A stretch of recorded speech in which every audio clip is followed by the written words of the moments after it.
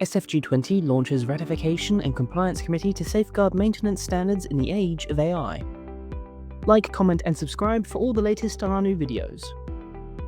SFG20, the UK Building Maintenance Industry Standard, has established the Ratification and Compliance Committee. The collective is formed of leading industry bodies to provide independent oversight of SFG20 maintenance schedules by formally reviewing and ratifying the processes behind every update. The committee will ensure governance processes remain transparent, evidence-based, and fully aligned with current legislation and best practices. It brings together respected organisations from across the built environment sector to boost the credibility, consistency, and accountability of facilities management. Meeting quarterly, members will actively challenge and ratify the governance, data, and evidence supporting all SFG20 content.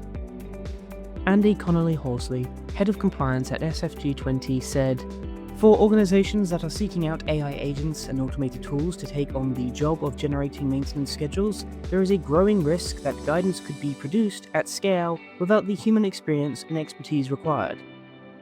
Connolly-Horsley continued, "AI-generated maintenance content can appear authoritative, however, it often lacks the full legislative, technical expertise and practical insight that asset owners, facility managers, contractors, and stakeholders depend on."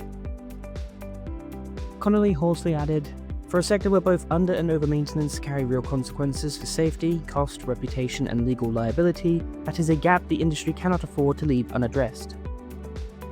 Connolly-Horsley highlighted, "By bringing together recognised industry bodies, organisations, and independent expertise, the committee provides a collaborative mechanism through which maintenance guidance can be challenged, evidenced, and continually improved for the benefit of the wider industry." To learn more, read the full article in our Workplace and Wellbeing category. Read more at TWinFM.com.